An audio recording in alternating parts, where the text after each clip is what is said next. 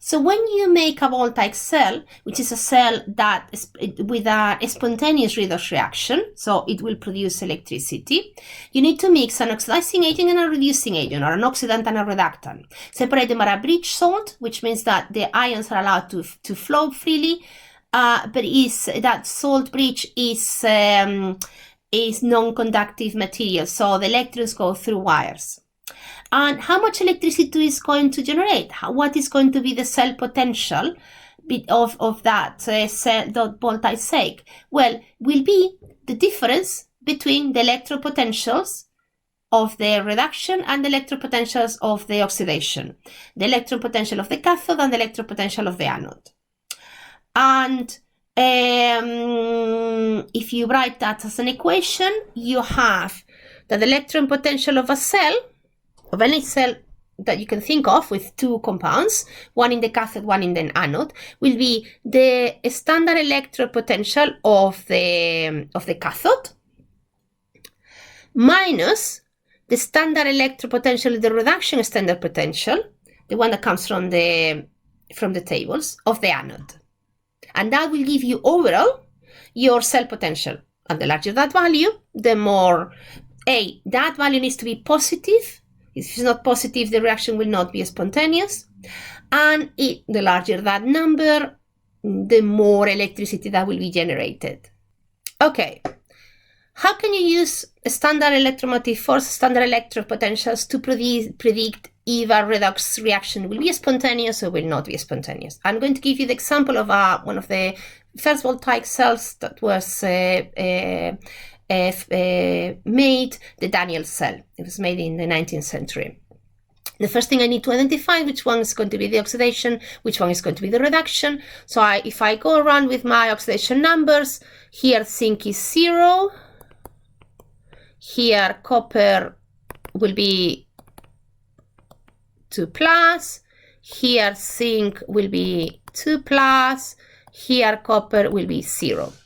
So zinc goes from 0 to 2+, and copper goes from 2+ to 0. So copper reduces oxidation state. Copper undergoes a reduction.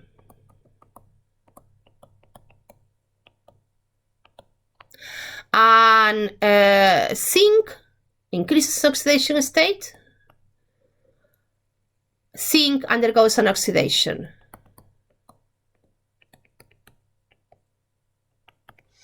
So for this reaction to happen as it looks like, copper will be in the cathode, zinc would be in the anode.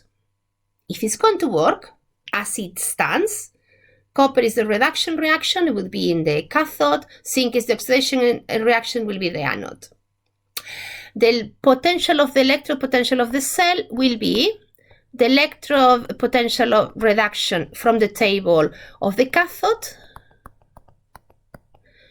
minus the standard electropotential of reduction electron potential from the tables of the anode.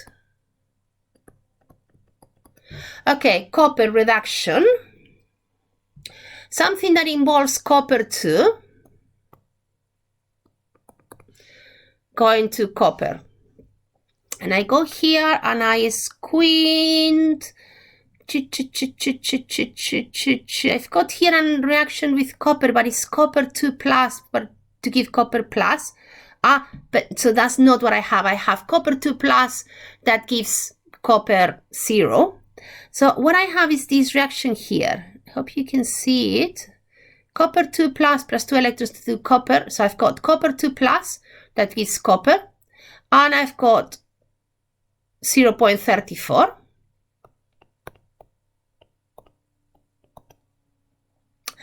And now I need a reaction that involves zinc and zinc 2+. But in the table, this is going to be the oxidation, zinc, solid zinc to produce zinc 2+.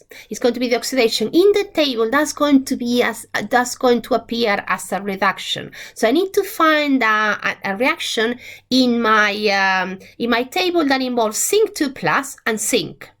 And I need to be mindful that the zinc 2 plus will appear in the reagent side and the zinc, solid zinc, in the product side, because it's going to be written as a reduction. And if I go here, if you've got zinc 2 plus, zinc, I've got an electrode, standard electrode potential, reduction electrode potential that has the two chemicals I'm looking for, zinc and zinc 2 plus. And that's going to be the oxidation. So this is going to be, and it's minus 0.76. So it will be minus 0.76. That gives me plus 0.76. And that gives me a grand total of 1.10 volts. So that's a positive number. So that reaction would be spontaneous. And it would give me that voltage, 1.10 volts.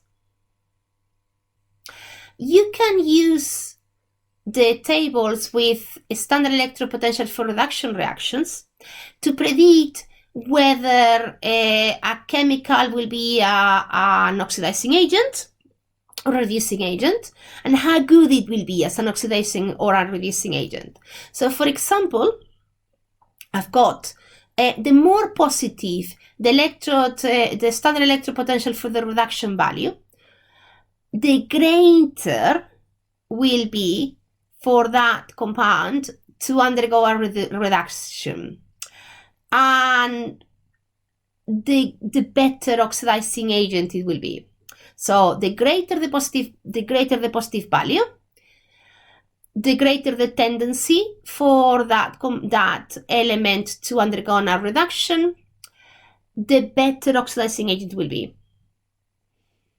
And again, on the less positive, the worse it will be as an oxidizing agent. So when you have to have reactions, you can see, for example, I've got here fluorine gas absorbing 2 electrons, has an reduction electron potential of plus 287, and lithium plus 1 electron to become lithium solid has a standard electron potential of minus 3.05.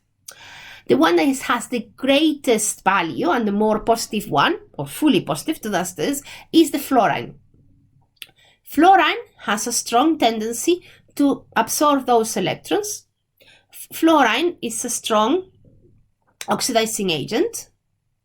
Lithium in that pair is the least positive one of the two reactions. It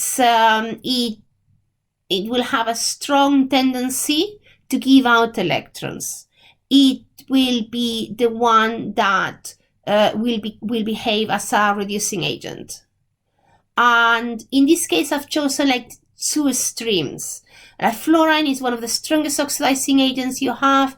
It has a very large positive standard electrode potential of reduction. That means it has a very strong tendency to absorb electrons. It has a very strong tendency to be an oxidizing agent.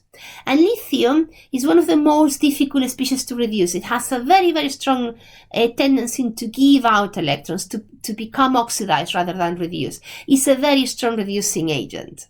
So by comparing two standard electrode potentials for a reaction, you can work out which one is going to be the one donating the electrons, which one is going to be the one absorbing the electrons.